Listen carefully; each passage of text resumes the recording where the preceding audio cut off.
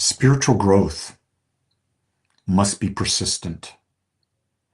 So that means you must have a spiritual practice and you must do it on a consistent basis. It means showing up every day, even when the progress is invisible. You see, your mind will wander, challenges will come, but consistency is what breaks through the barriers of doubt. Success is not a flawless practice, but it's a willingness to return, to refocus, and to trust the process. I often talk about persistency and consistency of spiritual practice. And it's not just about that. It's about everything you do. If you're in a relationship, it is your persistent and consistent respect for your partner, honoring your agreements with your partner, living authentically with your partner. It's not about doing it every once in a while. It's persistent and consistent. Because when you're not consistent and persistent and you're not authentic, you break trust. When you break trust, the other person doesn't feel safe. Or if they break trust, you don't feel safe. Spiritual practice is the same thing. A daily meditation practice, a daily affirmation or mantra practice, a daily study practice. Better yet, being able to go through your day and observe what is happening without judgment. To be the observer in every moment. Now, we can't do that, but we practice it every day because it's impossible to just be the observer.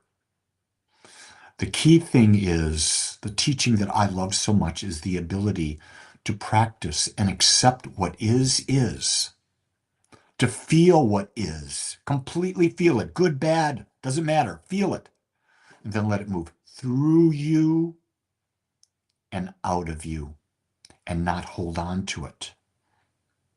That is the ultimate spiritual practice, the way I see it, because that means you're in control of how your thoughts manifest.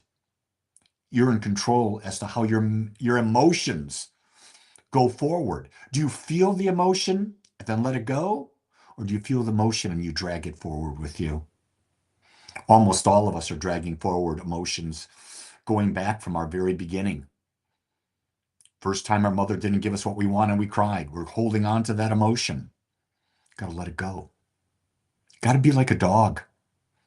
A dog does something, a minute later, it don't remember it. It lets it go. Dog's centered in the moment.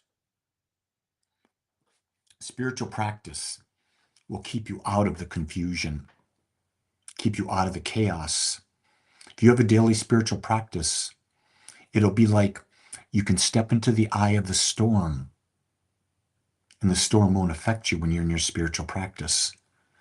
If you don't have a spiritual practice, you're going to be tossed and churned and thrown around and battered by the turbulence of the exterior world. More now than ever, we need to be persistent and consistent with our spiritual practice. This is the time for you to build yours. It doesn't matter what faith you are. I don't care what faith you are. I'm not talking about religion. I'm talking about taking control of your mind. Every religion talks about there's a divine in you, a divine spark. I call it your awareness, that point of consciousness.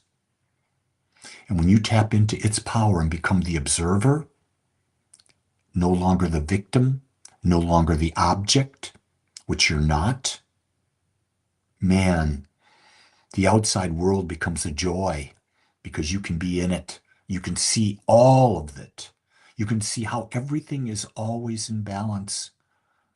But if you're in the midst of chaos, you don't see any balance.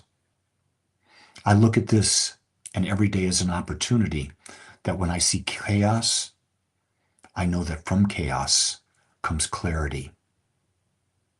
You've got to have chaos to have clarity. It's the way. I know you don't want it that way, but guess what? You don't get what you want. Life is what it is. You have to change your perspective of life. And when you do that, you become a master. And what a great day it is, because you can start today, right now. Accept what is, let it move through you and out of you, and experience what comes next, and do the same. Make it a great day. I will, and I know you can join me. Much love.